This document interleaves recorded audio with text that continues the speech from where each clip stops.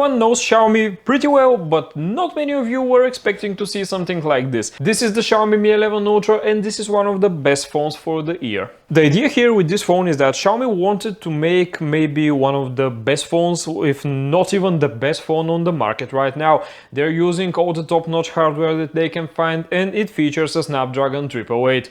Also, it features 12GB of RAM and 256GB of UFS 3.1 extra fast storage. This is maybe one of the fastest phones that I have been using for this year, not to mention that I have been testing the OnePlus 9 Pro, also the ROG Phone 5, and this is comparing to them face to face, and it's not giving up. About gaming and multitasking, I suppose that no one is going to doubt the capabilities of such a phone with such a hardware, because every single high-end hardware that you can think of is in this phone, and for gaming it is an absolute pleasure with the 120Hz refresh rate and with the 480Hz sampling rate. It is really good for gaming, no glitches at all, no stutters, no lags.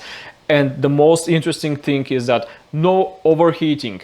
I was playing Call of Duty and I didn't notice any overheating of this phone, and I'm happy about it. Starting with the design, this is something very extraordinary for Xiaomi, because here we have an incredibly big camera bump, and this camera bump actually can bother you in two ways. First of all, it can bother you because it is glass and it can easily be broken, and the second thing is that it's really big. I have to say that for the first 2 weeks that I've been using this phone, I was something like, okay, I'm not so sure that I like this camera bump here. But as I'm using the phone more and more, I have to say that I stopped paying attention to this camera bump. Even when I'm holding the phone, my finger is below the camera, and I have to say that I feel it to be really comfortable using the phone that way. The other thing is that this is maybe one of the heaviest phones that I have been using, because it's ceramic and because of this camera bump.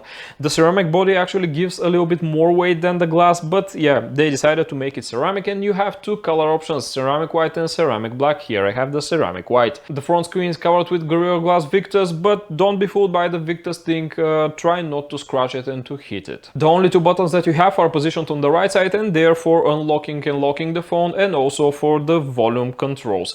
Here I have to say that these buttons are really well positioned, and I don't have any problem with reaching them with ease. One of the most important things about this phone is actually the screen. You have 6.81-inch AMOLED screen made from Samsung. It has a 1440p resolution and it has 120Hz refresh rate. Also, another interesting thing is that here you have 480Hz sampling rate, which makes everything look so smooth and so good, and I have to say that this is a big thumbs up for me because of this screen. The peak brightness is 1700 nits, which is absolutely insane, and if I'm not wrong, this is the most bright screen on a smartphone for now. You don't have to worry if you're going under harsh sunlight with this phone, because you're going to be seeing everything on the screen with no problem at all. Watching HDR video content is an absolute joy, because here you have HDR support and it is absolutely great. You can find some really cool videos on YouTube that are supporting HDR, and with this resolution I have to say that it is a big joy.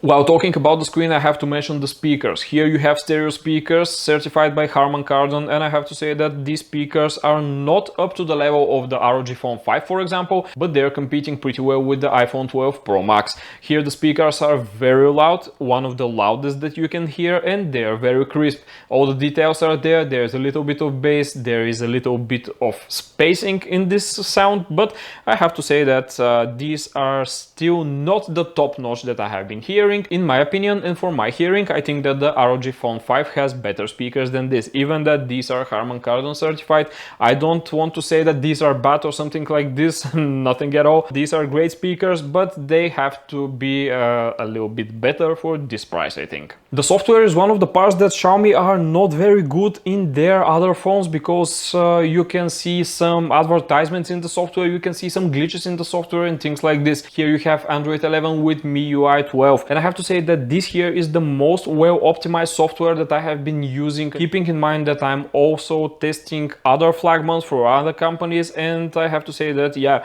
this is one of the best softwares for now. I have zero glitches. I had zero complaints about the software experience because here it is very well tuned, it is very well optimized to the hardware, and it is working absolutely great. And I can totally understand that many of you are not going to believe this thing if they are using a Xiaomi phone or something like this. If I was not using this phone and someone told me that the software is flawless, I wouldn't have believed him either, but I have to say that yes, this software here is very nice. You have some software features that you can adjust for the screen, by the way, and I have to say that I do not suggest you to do this. There are some AI features that are going to optimize the picture, optimize the HDR, optimize the colors and things like this, and I have to say that this is not okay because these features are going to ruin your picture. I have been testing this and I am not okay with the results that I'm getting because it is changing the quality, because it is changing the colors, and it is getting a little bit inconsistent. There are also some interesting things about this phone, for example, that you have a fingerprint under the screen, which is not that interesting, but the feature that it is doing is interesting. You can measure your heart rate with the fingerprint of the phone. For me, it was a new thing, and I have to say that it was pretty accurate compared to my TicWatch 3 Pro. And yeah, it is a feature that is useful to have if you kind of want to measure your heart rate with the fingerprint sensor. The fingerprint sensor is not that good, to be honest. I had something like 20% time that the fingerprint sensor is not working very well and it's not unlocking the phone. I don't know what's going on here. Maybe Xiaomi are going to fix it with a software update, but for now I'm not that satisfied with this. The camera system is one of the most marketed things about this phone, and it is like this because it has the biggest sensor ever put in a smartphone. Here you have an enormous main sensor with resolution of 15 megapixels. It also has an aperture of 1.9, and I have to say that this sensor is really good. Of course, there are some problems coming with big sensors with big pixels, because here the pixels are 1.4 micrometers and they are allowing a lot of light to come in.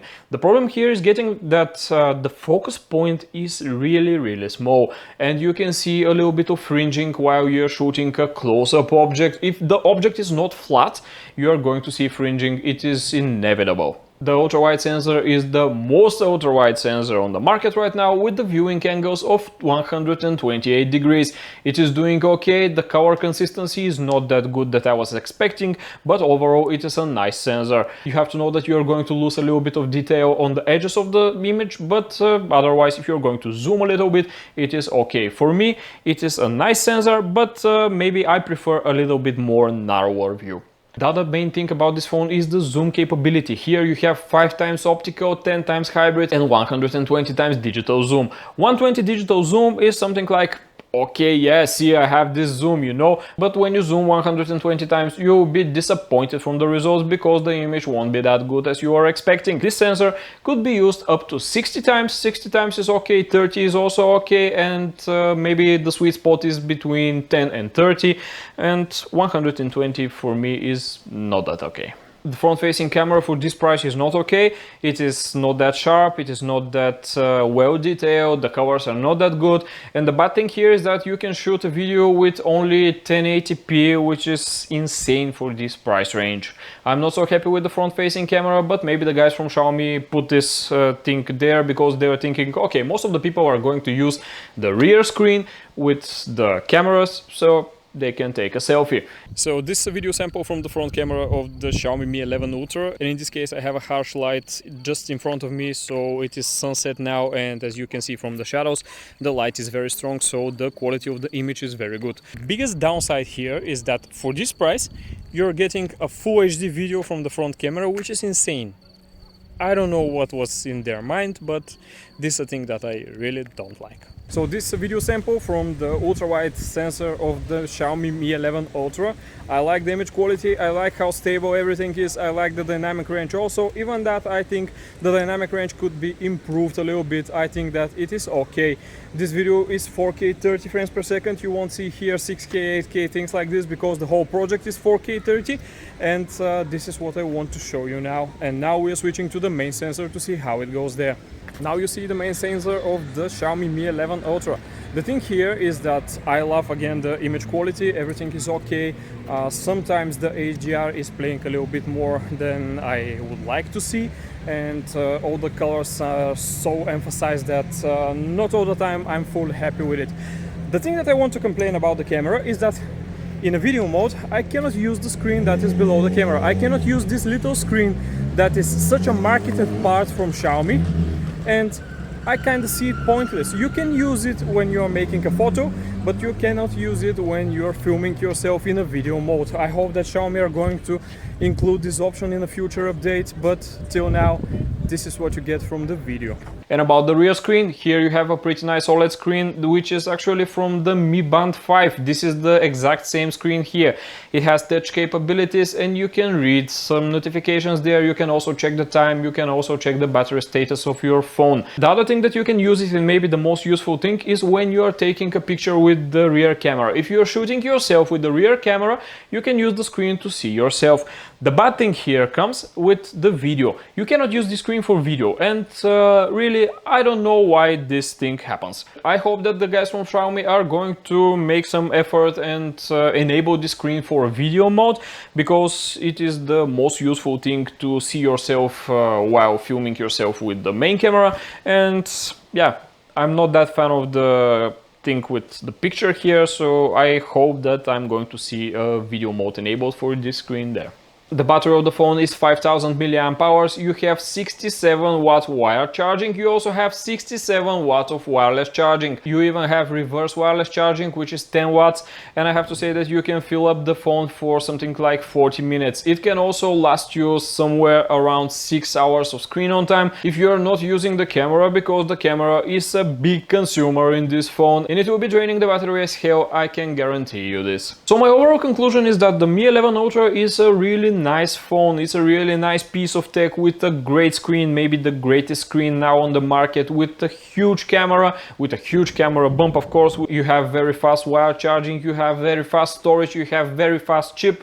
And there are of course some controversies about this, like the fingerprint sensor that is not working that well, like the front camera that is not that high in quality, like the fringing of the sensor, which is obeying the law of physics. You cannot do anything there because there is not enough room for optics here, and the screen that is not being able to work with video. So guys, thank you for watching this video. I hope that you like it, I hope that you find it useful. If it is so, smash that thumbs up button, subscribe to the channel, don't forget to ring the bell icon to see my next videos, and I'll see you in the other one. Bye.